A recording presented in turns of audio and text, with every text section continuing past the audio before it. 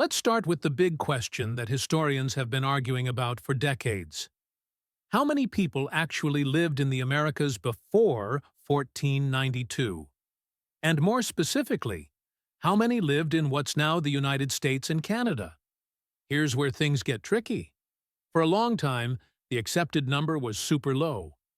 We're talking estimates of maybe 1 million people across all of North America, north of Mexico.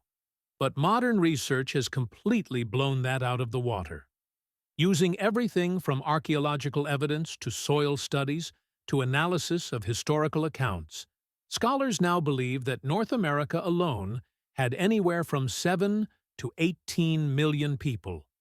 Some estimates go even higher. Think about that for a second. The lower end of that estimate, 7 million, is roughly the population of Massachusetts and Connecticut combined, spread across the entire continent. The higher estimates would be like having the entire population of New York State distributed across North America. And this was in a time before modern agriculture, before grocery stores, before any of the technology we take for granted. Now, here's something that'll really bake your noodle. California alone probably had over 300,000 people, making it one of the most densely populated regions north of Mexico. The Pacific Northwest? Absolutely thriving with massive populations sustained by salmon fishing and sophisticated resource management. The Mississippi River Valley? Home to massive urban centers that we're going to talk about in detail. But here's the thing that makes these numbers so hard to pin down. When Europeans arrived, they brought with them diseases that native populations had never encountered. Smallpox, measles, typhus, influenza. These diseases spread like wildfire, often reaching communities before the Europeans themselves did. We're talking about death rates of 90% or higher in some areas. It was, without exaggeration, the worst demographic catastrophe in human history. So when later European colonists and explorers traveled through these lands, they saw populations that had already been devastated. They saw what looked like empty wilderness, never realizing they were walking through what was essentially a post-apocalyptic landscape. The forests seemed untouched because the people who had been managing them for thousands of years were gone. The fields had grown over. The cities had been abandoned. This is crucial to understand because it shaped how Europeans viewed the land and how they justified taking it. They convinced themselves they were settling an empty wilderness, when in reality, they were moving into lands that had been carefully managed and populated for millennia. Okay, so here's something they definitely didn't teach you in school. When Columbus showed up in 1492, he didn't discover a wilderness. He discovered what was basically the equivalent of walking into someone else's massive house party that had been going on for thousands of years. We're talking about a land with more people than London had at the time, cities bigger than Paris, trade networks that would make Amazon jealous, and political systems so complex they'd make your head spin. Forget everything you think you know about pre-contact America. That whole pristine wilderness thing? Total myth. The land that would become the United States and the rest of the Americas was absolutely packed with people. We're talking somewhere between 50 to 100 million people living across North and South America. To put that in perspective, that's roughly the population of Europe at the same time. And here's where it gets wild. These weren't just random tribes wandering around. We're talking about hundreds of distinct nations, each with their own languages, governments, trade routes, and cultures. Some of these civilizations were building massive earthworks that still exist today, creating agricultural systems that sustained millions, and developing political confederacies that would later inspire the U.S. Constitution itself. Yeah, you heard that right.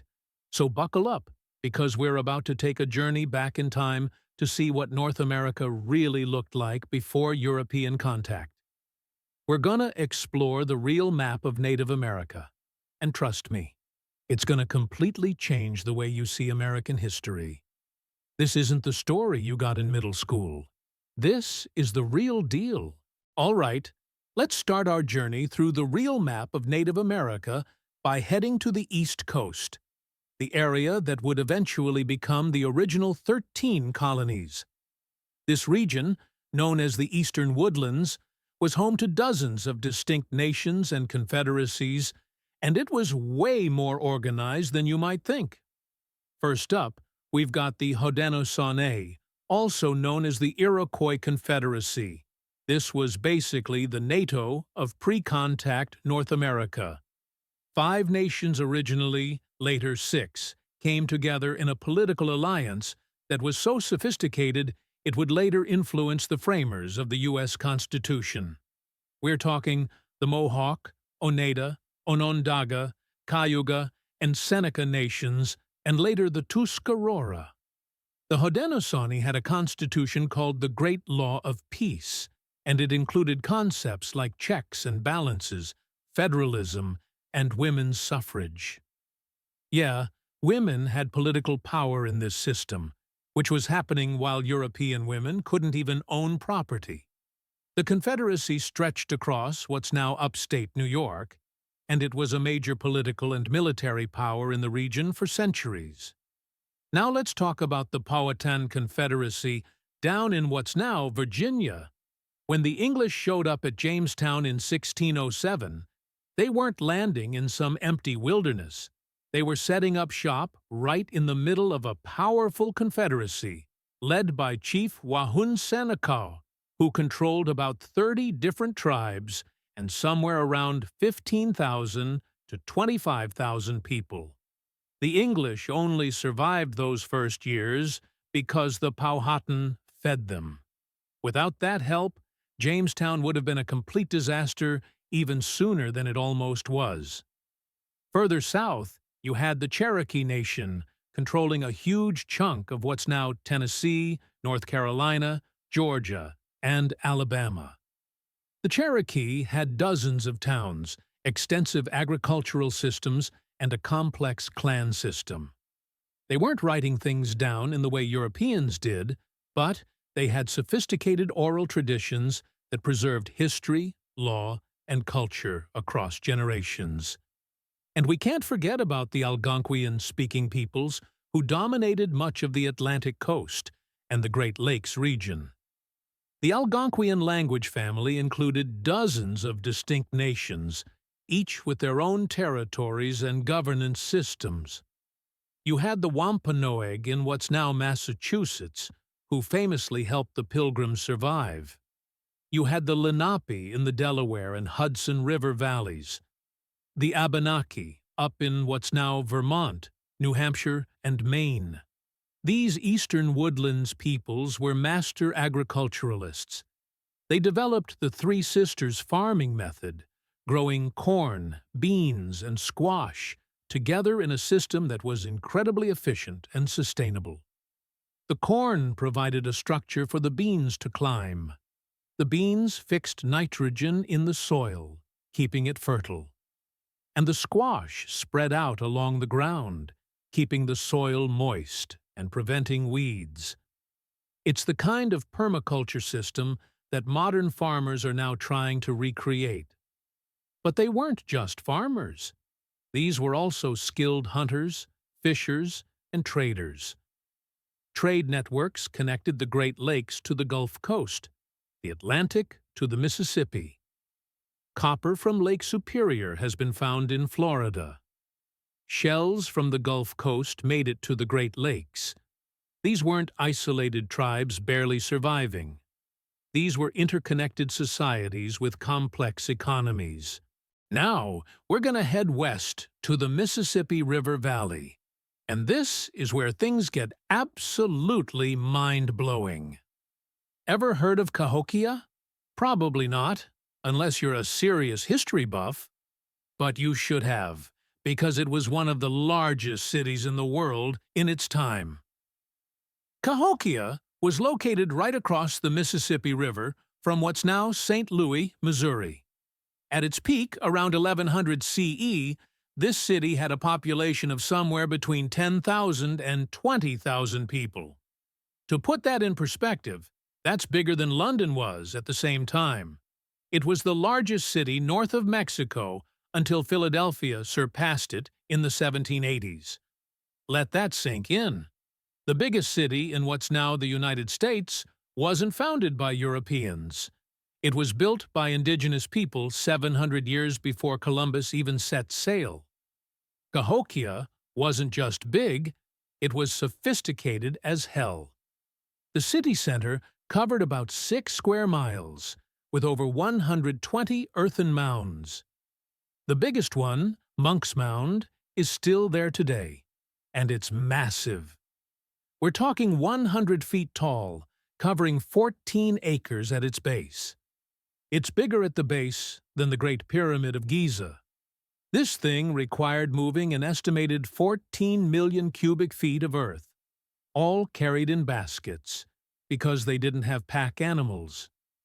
The people of Cahokia were part of what archaeologists call the Mississippian culture, a civilization that dominated the Mississippi River Valley and the Southeast from about 800 CE to 1600 CE. This culture built cities and towns throughout the region, connected by trade networks that stretched from the Great Lakes to the Gulf of Mexico, from the Atlantic to the Rockies. These weren't simple villages. We're talking about urban centers with planned layouts, with elite residential areas, with massive public plazas that could hold thousands of people. Cahokia had a wooden structure that archaeologists call Woodhenge, which was basically a calendar made of posts that tracked the sun's movements, kind of like a wooden Stonehenge. The Mississippians were master farmers who created some of the most productive agricultural land in the world. They built raised field systems in floodplains. They managed forests to encourage the growth of useful plants. And they developed strains of corn that could thrive in the climate of the Mississippi Valley. Their agricultural surplus supported a complex society with craft specialists, priests, warriors, and an elite class. And the trade networks. Oh man, the trade networks. Archaeologists have found marine shells from the Gulf Coast at Cahokia. They've found copper from Lake Superior, mica from the Appalachians, and stones from the Ozarks. This wasn't some isolated settlement. This was a major hub in a vast economic system. But here's something fascinating. Around 1350 CE, Cahokia was abandoned. Nobody's entirely sure why. Climate change might have played a role. There's evidence of droughts and floods. Political upheaval could have been a factor.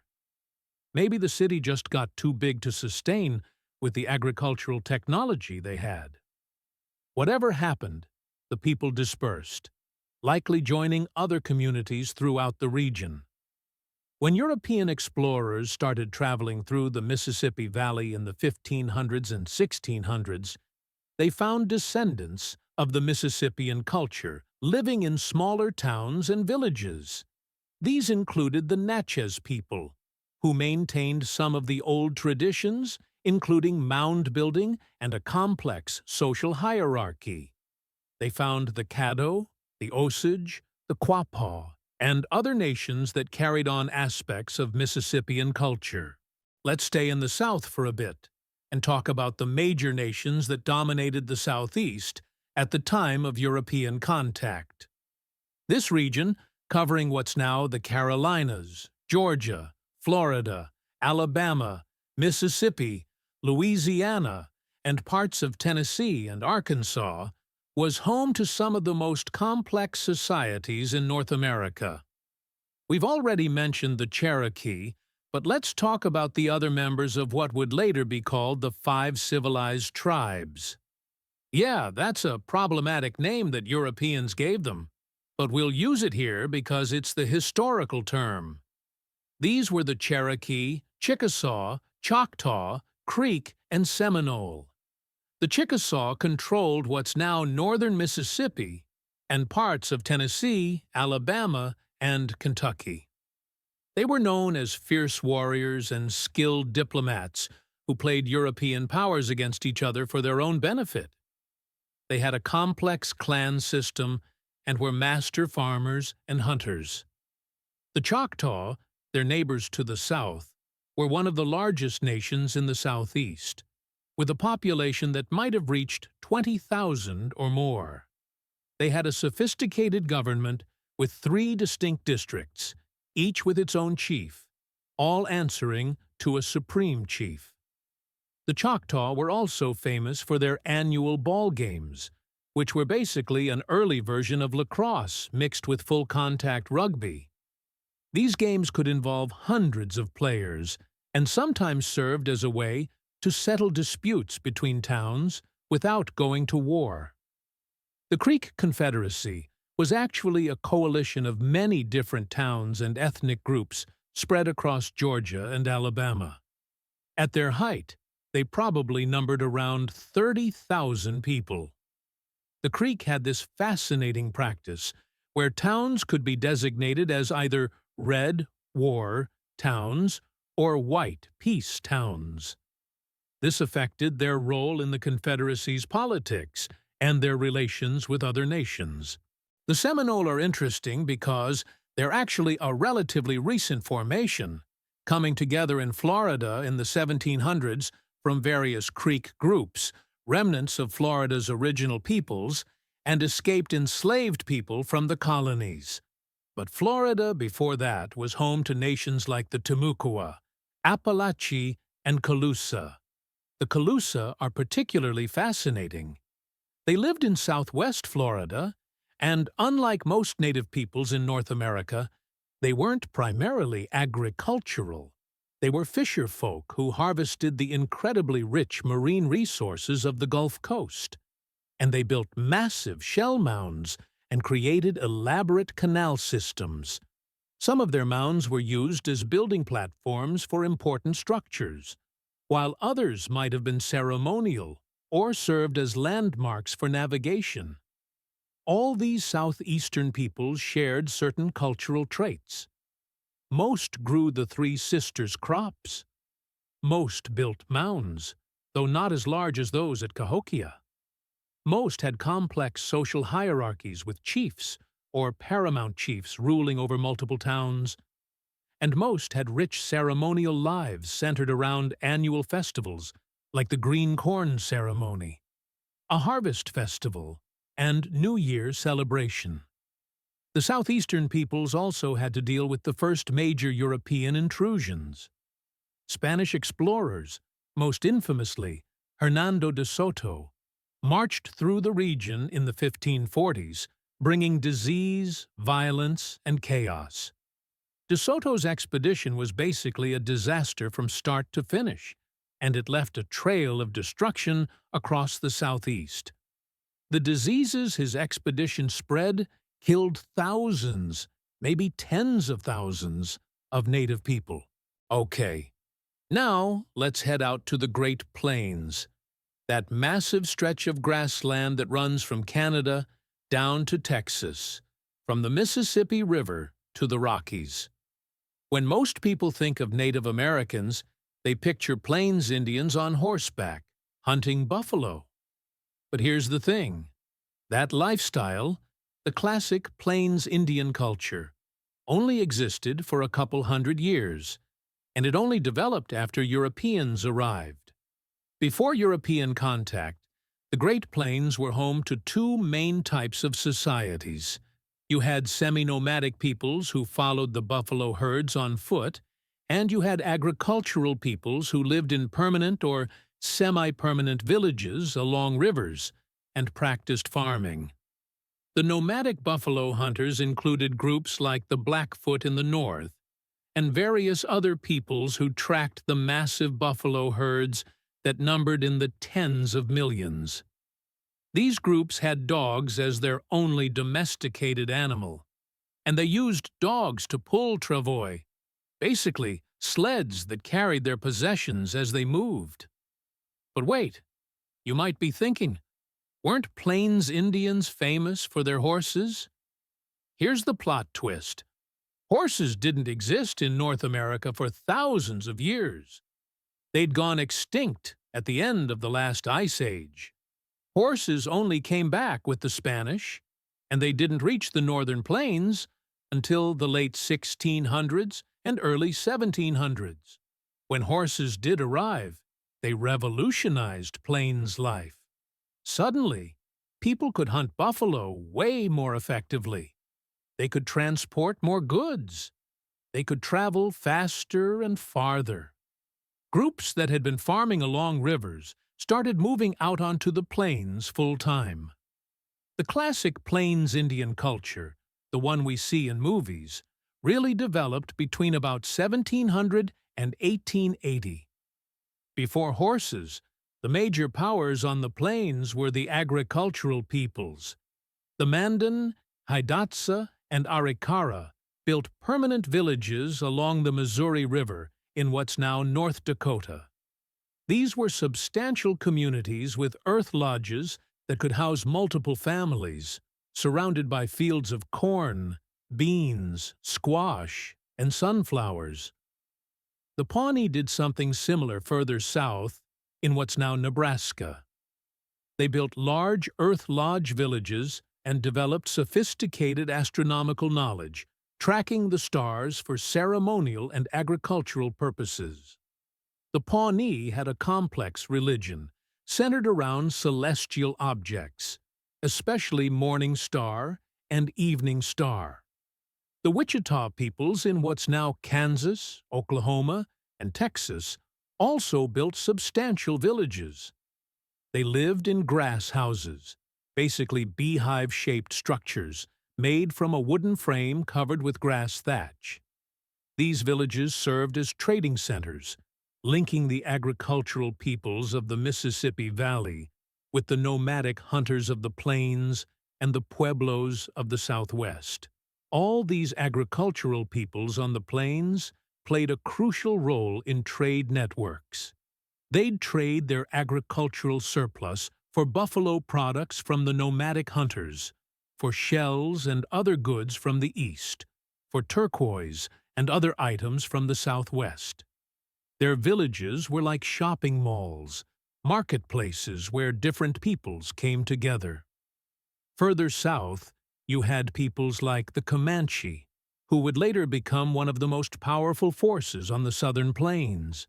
But before horses, even the Comanche were just one group among many, without the military advantage that mounted warfare would later give them. The thing about the Great Plains is that it was a harsh environment in a lot of ways. Droughts could devastate crops. Winters could be brutally cold. Summers scorching hot. But the peoples of the plains adapted brilliantly, developing lifestyles that allowed them to thrive in this challenging landscape.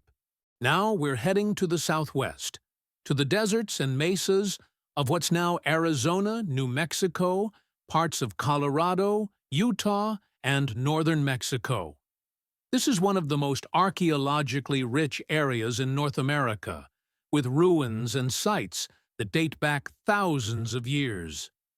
The most famous cultures of the ancient Southwest are the ancestral Puebloans, formerly called the Anasazi, the Hohokam, and the Mogolon.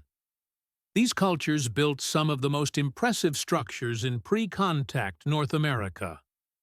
The ancestral Puebloans are best known for their cliff dwellings like Mesa Verde in Colorado, and the spectacular ruins at Chaco Canyon in New Mexico.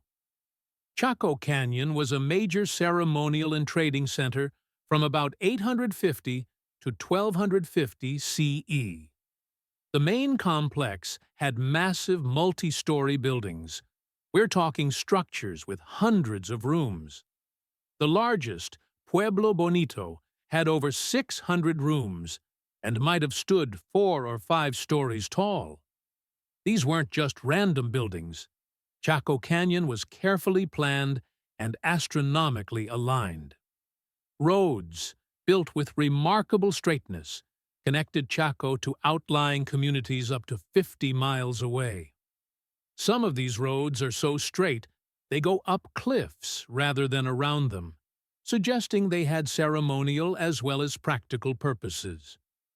The Hohokam, down in the Sonoran Desert of Arizona, were incredible engineers who built hundreds of miles of irrigation canals to farm the desert. We're talking about canal systems that rivaled anything in the ancient world. The main canal system around what's now Phoenix covered over 500 miles of canals, some of them 30 feet wide and 10 feet deep, all dug with stone and wood tools. The Hohokam grew corn, beans, squash, cotton, and tobacco. They built ball courts similar to those used by Mesoamerican cultures, suggesting trade and cultural exchange with civilizations in Mexico. They created beautiful pottery and jewelry, including some of the first etched jewelry in North America. Now, what happened to these cultures is a bit of a mystery. Around 1300 CE, there were major population movements. Chaco Canyon was abandoned. Hohokam sites were largely abandoned. Climate change was definitely a factor. There's evidence of severe droughts. But there were probably political and social factors too. The people didn't disappear, though. They moved and regrouped, forming the Pueblo peoples who were living in the southwest when the Spanish arrived in the 1500s. The Hopi, Zuni, and the various Rio Grande Pueblos are all descendants of these earlier cultures. When the Spanish explorer Francisco Vázquez de Coronado marched through the southwest in 1540, he encountered thriving Pueblo communities. The Zunis had multiple towns, the largest of which, Hawiku, had several hundred residents. The Rio Grande had dozens of pueblos, each functioning as an independent community with its own government, though they shared cultural and linguistic ties. The Pueblo peoples had adapted brilliantly to the desert environment. They built multi-story adobe structures that stayed cool in summer and warm in winter. They developed sophisticated agricultural techniques, including irrigation systems and dry farming methods. They created complex ceremonial systems centered around kivas, underground chambers used for religious ceremonies. Beyond the Pueblos, the Southwest was also home to other groups. The Navajo and Apache, who speak related Athabascan languages, had migrated to the Southwest from Canada several centuries before European contact. By 1500, they were well established, with the Navajo becoming skilled farmers and weavers, while the Apache remained more nomadic. The O'odham peoples, including the Tohono O'odham and Akimel O'odham, are descendants of the Hohokam, and were living throughout southern Arizona and northern Mexico, farming the desert and maintaining trade networks.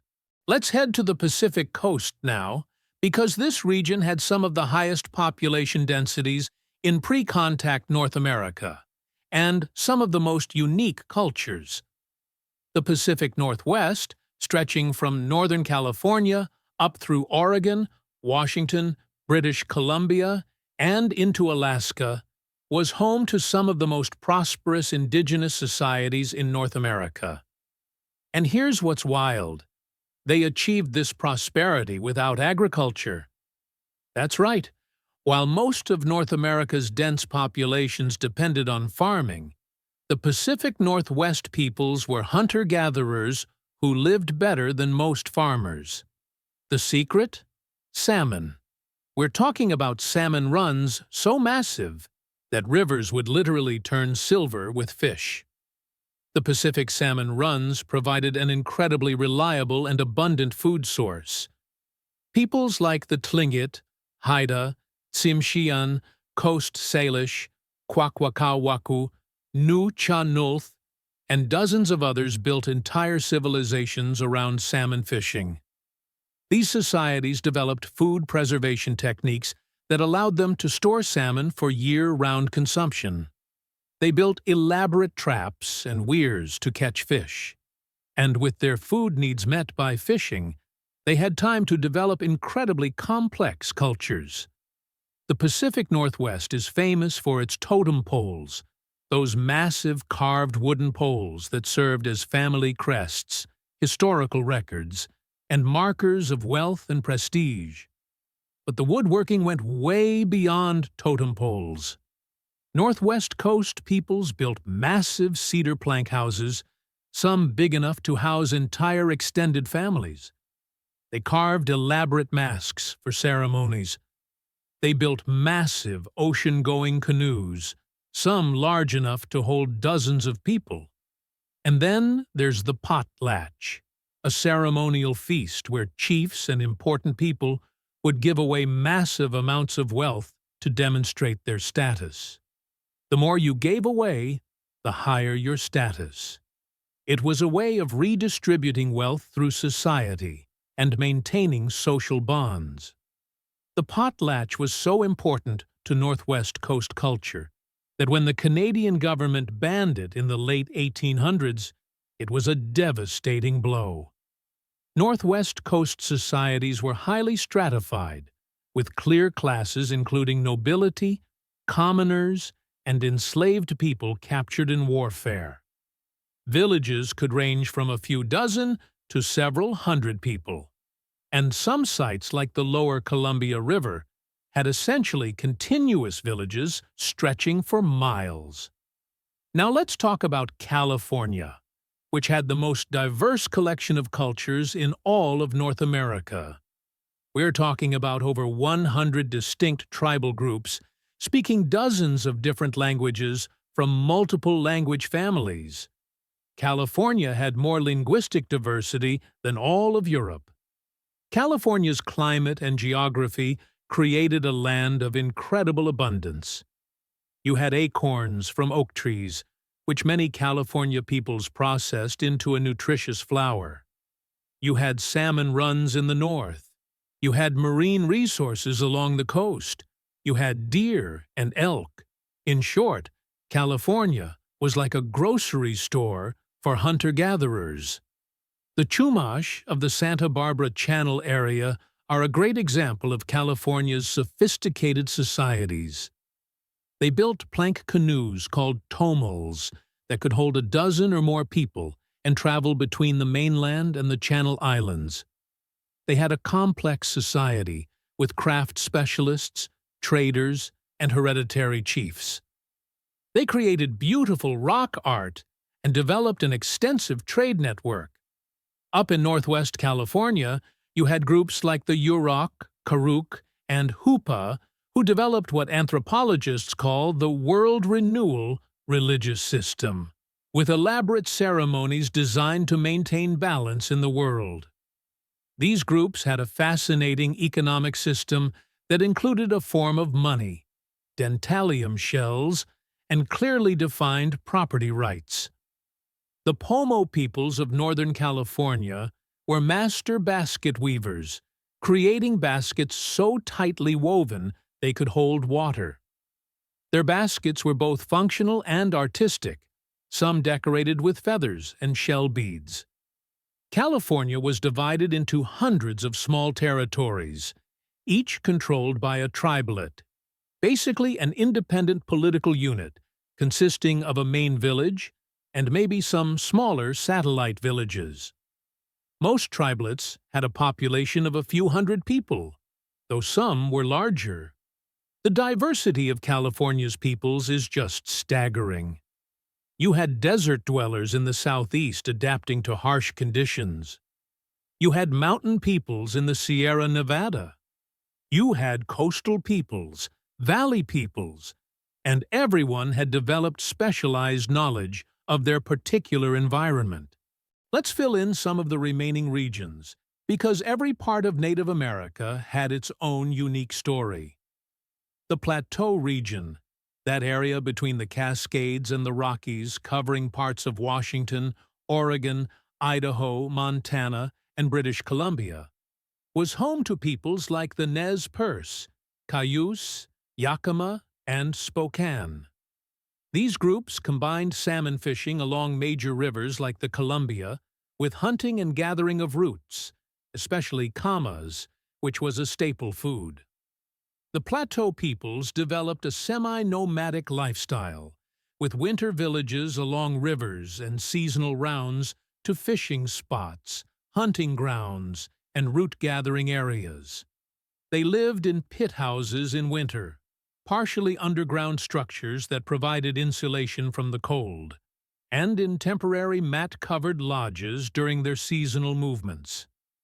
The Great Basin, that vast dry region covering Nevada, Utah, and parts of surrounding states, was home to Shoshone, Paiute, and Ute peoples.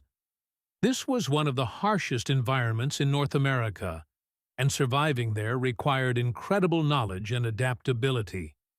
Great Basin peoples were master foragers who knew how to extract nutrition from a challenging environment.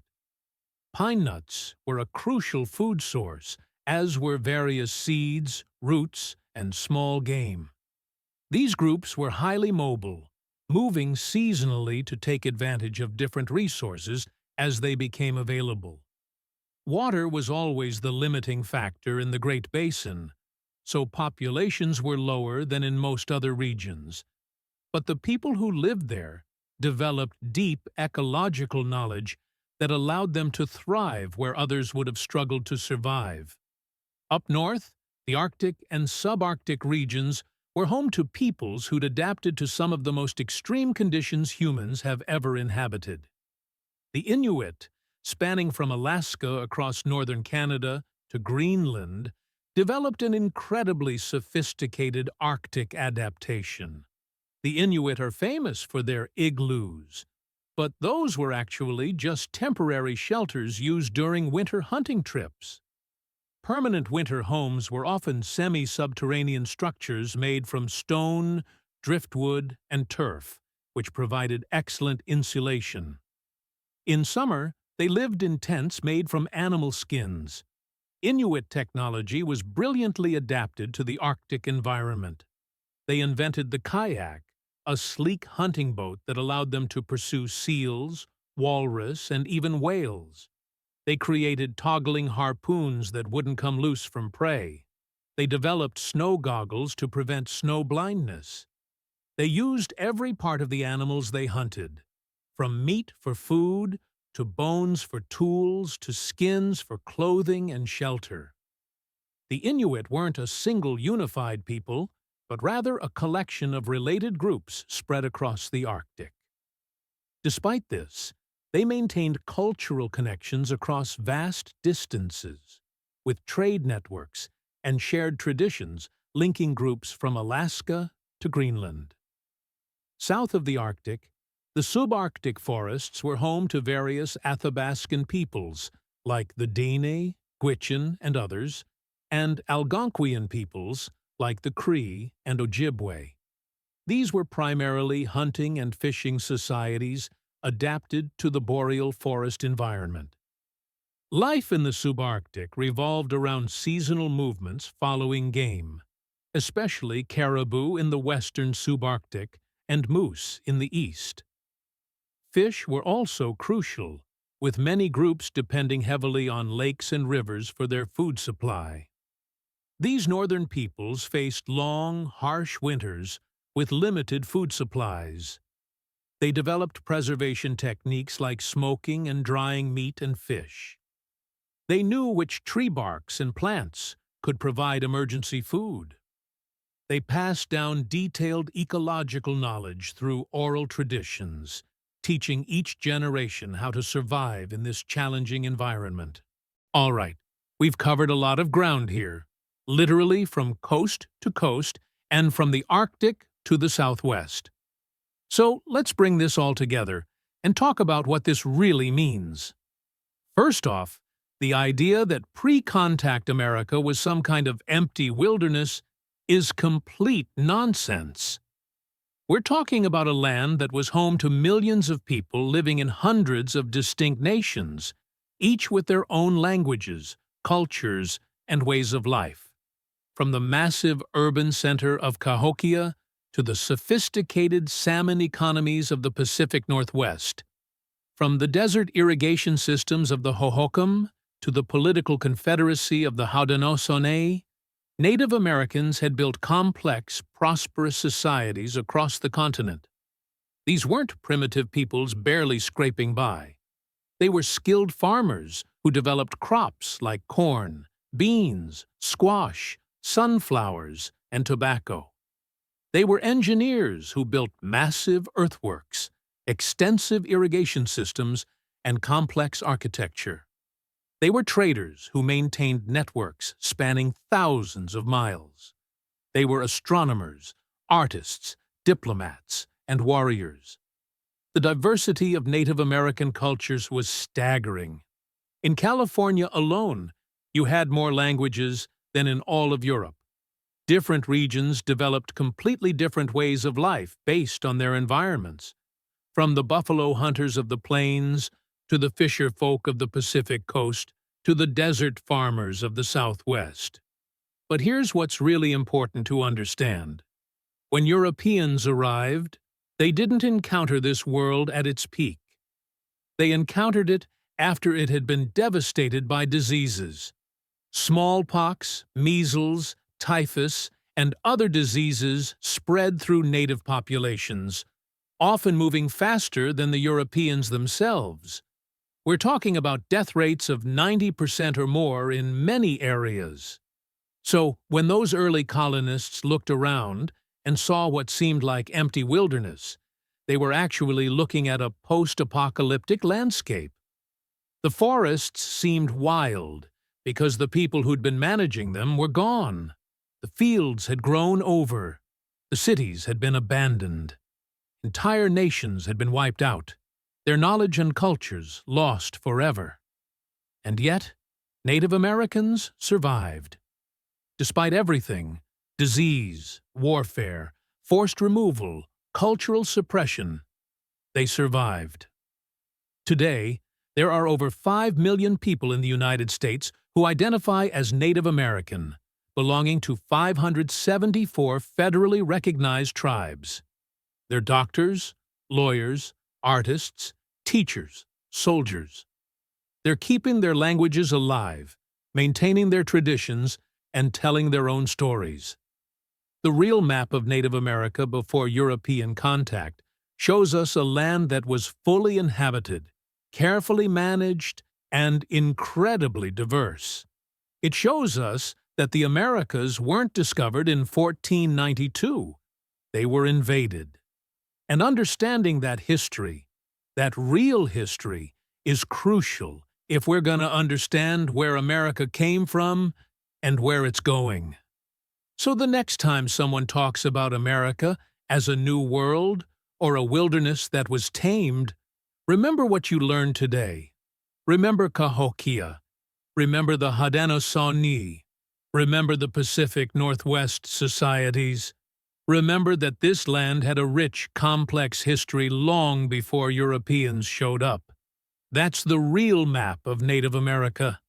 That's the history that deserves to be told. And now you know it. Thanks for sticking with me through this journey. If this opened your eyes to something you didn't know before, that's exactly what we were going for. The real story of America starts thousands of years before 1492, and it's time we all knew it.